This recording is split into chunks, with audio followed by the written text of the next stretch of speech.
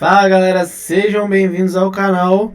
Hoje eu vou estar trazendo aqui para vocês o trecho da Jovem Pan, onde os repórteres vão estar falando sobre o rebogaço do Lula. O Lula tá proibindo a privatização dos Correios, a venda da Petrobras também para não ser privatizada. Ele está revogando todas as decisões que o Bolsonaro tinha decidido no governo dele.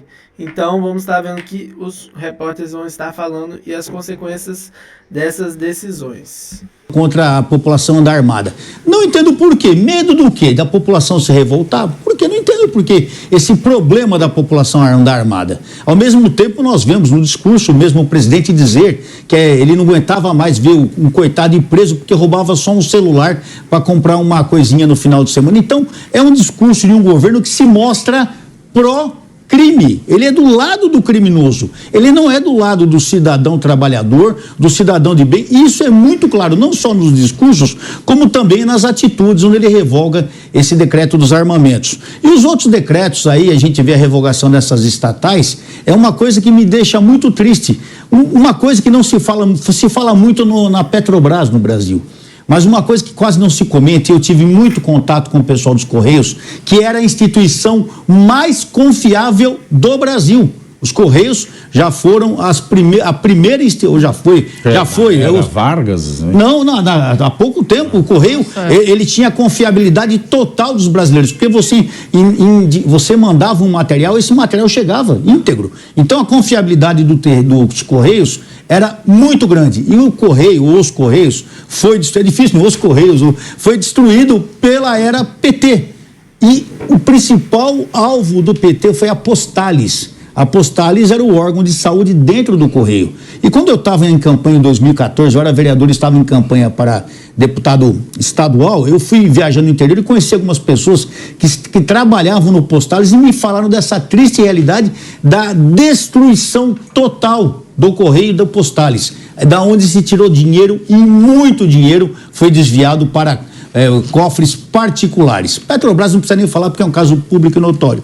E agora nós sabemos que eles não querem estatização dessas empresas, por quê? Porque é da onde eles vão continuar mamando pesadamente sobre o governo, sobre a economia brasileira. Então, são duas situações muito tristes. Primeiro, a continuação, que já era declarada, da mamação em cima das estatais, do dinheiro público, e segundo, do aumento da criminalidade no Brasil, porque o cidadão, principalmente no campo, nós temos muito problema da violência no campo, porque eles tiram o armamento de quem? Do trabalhador, do fazendeiro, do cidadão, do pai de família. Eles não revogam, porque não tem como revogar, porque já é proibido, mas eles não se incomodam com o vagabundo, com o criminoso andando armado de fuzil nas ruas. Aliás, na sua campanha ele esteve lá na Rocinha, a polícia não pode subir. Eu sempre pergunto, quem fez a segurança do presidente quando esteve dentro da favela?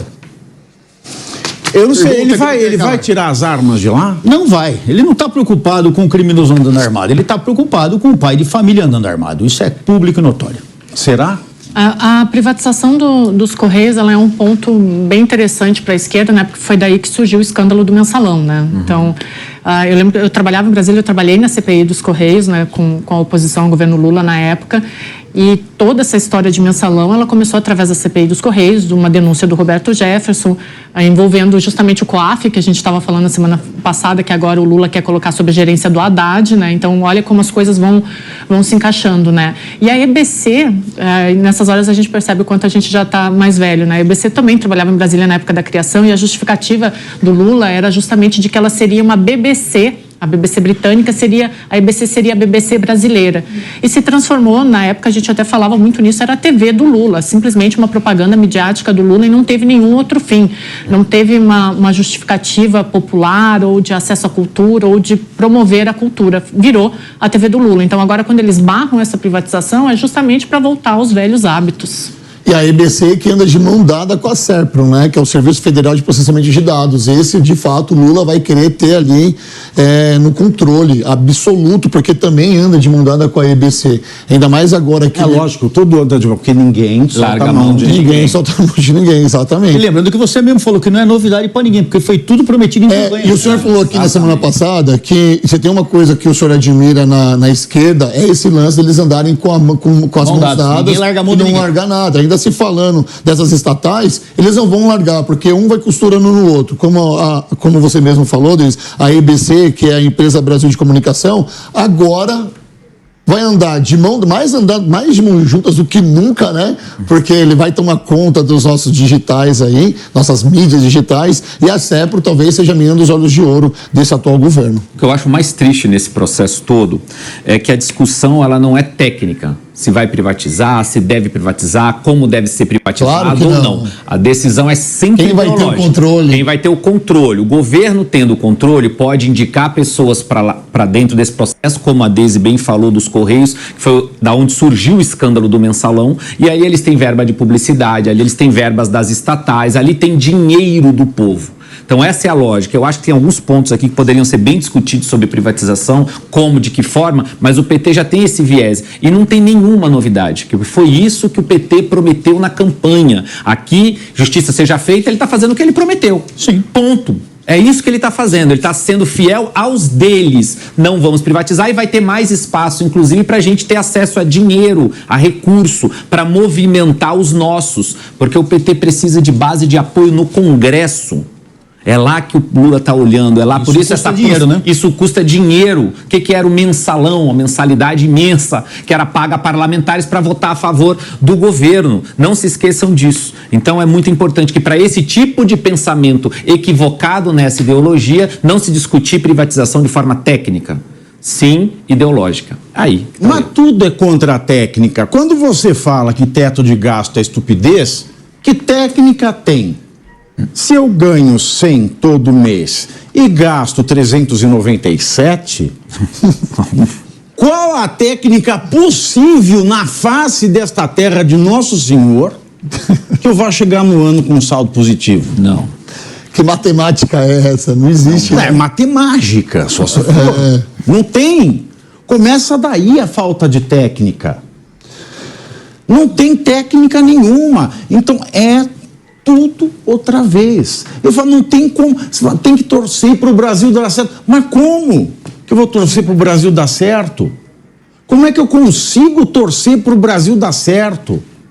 Ele vai desarmar agora as pessoas que foram lá, compraram, fizeram psicotécnico, tem registro. Mas ele não vai lá pegar a arma do povo do CPX. Não vai. E nem endurece as leis para combater. Exatamente, não vai, exatamente isso. Não vai. E o governo Bolsonaro, que foi bom em uma das coisas, e uma delas foi a queda drástica no índice de criminalidade, não soube falar absolutamente nada. Olha como a palavra é importante para um povo que não consegue compreender os fatos. Veja o seu exemplo, o artista de esquerda do teatro amador ou do teatro profissional pequeno que foi beneficiado pela mudança na Lei Rouanet e votou do Lula. E isso, Pavinato, reforça essa lógica de como contar uma história. Você vê como nós, eu vou falar nós, da centro-direita, não sabemos ainda contar essas histórias. A gente não sabe contar os fatos, não é nem história. Olha, gente, isso aqui é assim, assim, assim. Eu vivi isso na pele conversando com pessoas da esquerda, que fazem parte de grupos teatrais, que gostaram desse movimento, dessa manifestação. Pô, é legal isso, porque realmente grande parte do dinheiro da Lei Rouanet ia para os grandes empresários, produtores. Óbvio. Colocasse Quem uma é que estrela... dá cartaz? Exato. Eu vou falar assim, Dita Zero Hora tem um espetáculo ali na Rua Augusta, um espetáculo teatral bonito, né? Ela vai, se ela vai falar bem do Lula, quem é que vai, que voto que ela vai virar? Agora eu vou lá, descarrego lá numa artistona, tal, que vai chegar lá e vai fazer o L, bonito. Exatamente. Qual é o interesse por trás disso? É um interesse puramente eleitoral. Não tem interesse na cultura. Não. Nenhum. Não é a cultura que se exploda. O que me interessa é a repercussão eleitoral que isso dá. É claro que os grandes espetáculos contratam muitos outros artistas que servem, né, de base. Tem músico, tem figurinista, né, tem toda uma... exatamente, logística. Tem toda uma equipe muito grande, um staff muito grande. Mas são artistas que por si só já venderiam o suficiente para pagar esses staffs. Exato. Então, galera, isso aí foi uma das decisões do Lula, que é sobre a medida de derrubar as armas, sobre a medida da privatização dos Correios, privatização da Petrobras. Ele revogou todas essas medidas do Bolsonaro. Eu quero que vocês deixem a opinião de vocês aqui nos comentários a respeito dessas decisões e se você gostou do vídeo, deixa o like e se inscreva no canal. Valeu!